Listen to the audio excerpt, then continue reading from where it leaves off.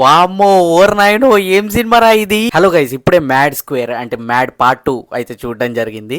Movie ఎలా ఉందో చెప్పే ముందు, ఎవరికైతే స్టోరీ ఉండాలి, story is the ultimate king అని అనుకునే వాళ్ళు మాత్రము ఈ మూవీ అనేది కొద్దిగా లేట్గానే చూడండి. త్వరగా చూడాల్సిన అవసరం లేదు, మీకు నచ్చకపోవచ్చు.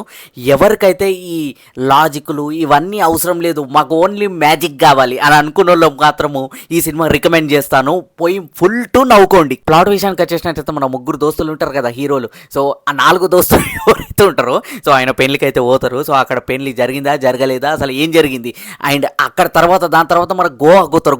గోవా ఎందుకు పోతారు, సో ఇదంతా తెలుసుకోవాలంటే మీరు థియేటర్స్లోకి వెళ్ళాలి. మూవీ ఫస్ట్ పాజిటివ్ వచ్చేసి స్టార్టింగ్ నుంచి ఎండ్ వరకు మొత్తం హిలేరియస్ కామెడీ తోటి నడుస్తుంటా ఉంటుంది. సెకండ్ పాజిటివ్ వచ్చేసి ఆ 4 దోస్తులు ఎవరైతే ఉన్నారో సో వాళ్ళు పర్ఫార్మెన్స్ మాత్రం ఇరగదీశారని చెప్పాలా. మూవీ థర్డ్ పాజిటివ్ వచ్చేసి ప్రొడక్షన్ వాల్యూస్ చాలా రిచ్ గా అనిపించింది చూసినంతసేపు, and cinematography was too good. ఇంకా నెగిటివ్స్ గురించి మాట్లాడుకున్నట్లయితే లాజిక్స్ గురించి ఎతకాల్సిన అవసరం, ఎత్తుకుతే మాత్రం కోటి దొరుకుతాయి లాజికల్ సీన్స్.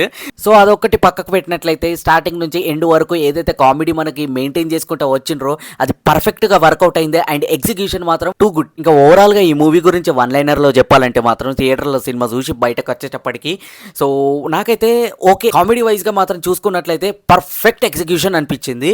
సో స్టార్టింగ్ నుంచి ఎండ్ వరకు మనకి ఎటువంటి బోర్ సీన్స్ అయితే కొట్టవు, బట్ ఎందుకో చూస్తున్నంతసేపు ఇల్లాజికల్ సీన్స్, ఏంద్రా ఇది అసలు ఇది ఇట్లా ఉంటుందా అనే ఒక ఫీలింగ్ అయితే కలిగింది. బట్ స్టిల్ ఓవరాల్గా చూసుకుంటే మాత్రం ఇట్స్ అబవ్ యావరేజ్ మూవీ అని చెప్తాను. నాకైతే నచ్చింది, మీరు చూడండి. నాకు లాజిక్స్ అవసరం లేదు, నాకు ఓన్లీ కామెడీ, హిలేరియస్ కామెడీ, నేను నవ్వుకోలే హాయిగా అంటే మాత్రం ఈ మూవీ నేను సజెస్ట్ చేస్తాను. మూవీ చూడండి, ఈ వీకెండ్కి పర్ఫెక్ట్ మూవీ అని చెప్తాను.